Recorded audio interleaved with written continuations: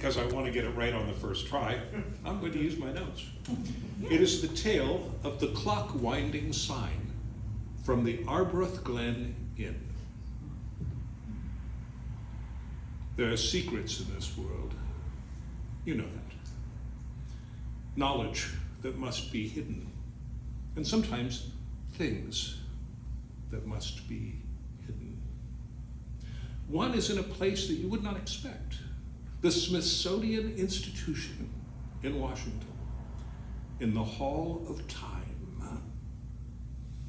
Most people go to the Smithsonian to see Abraham Lincoln's top hat, the original Star-Spangled Banner, the Wright brothers' flyer, and Dorothy's ruby slippers from The Wizard of Oz. Yes, they're all there.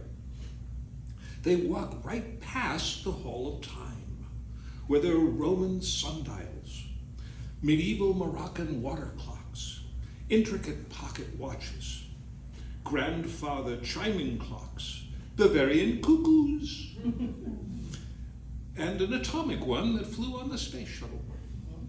All of them are working, and the place gets quite loud at noon and midnight when they all go off at once.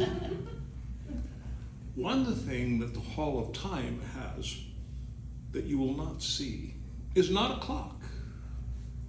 It is a small, slightly tarnished, engraved brass sign that says, "Please wind the clock." It formerly held its place in the notorious Room 24 at the Arbroath Glen Inn in eastern Scotland.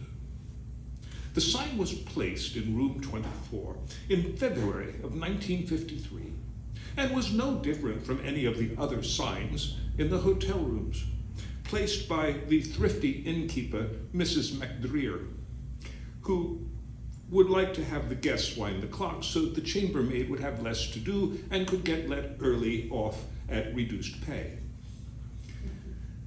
An unusual phenomenon quickly became evident. People in Room 24 stayed long past their intended departure date. This was even true of travelers going up the coast to Aberdeen who had only intended to stay one night. It was not the simple allure of a rural seaside inn, for what was notable was the activity of the people in Room 24. They wound the clock. They seldom left, except to eat in the common room downstairs, appearing dazed. Diners who attempted polite conversation received muttered responses that did not encourage further interaction. Then the Room 24 resident returned to wind the clock, which somehow was never fully wound. Observers noted that the clock winders sat dazed on the bed, which seemed not to have even been slept in. They stared at the small brass sign with glazed eyes and turned the tiny metal key on the back of the cheap clock. They did not leave until their money ran out, and they were forcibly evicted, for Mrs. McDreer could quickly find another resident for Room 24. The nightly tariff for that room soon rose to 10 times the rest of the other accommodations, yet she had no difficulty in finding tenants to follow the simple order on the sign. Even in the cold and wet winter months, there was always one ready guest at the hotel. Those who had left the room could seldom seem to remember much of the experience. They did uniformly want to go back as soon as they could to the Arbroath Glen Inn, but only if the right room was available. The toll of that little sign on eastern Scotland was heavy. Marriages were wrecked, businesses bankrupted, tourists stranded penniless. The local magistrate had to act after a fistfight during an eviction that injured a constable.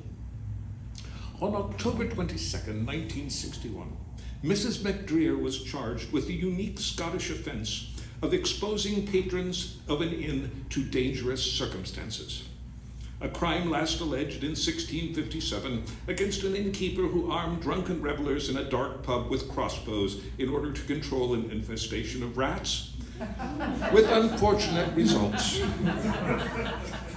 The sign was taken into Crown evidence, where its unique powers of persuasion continued unabated.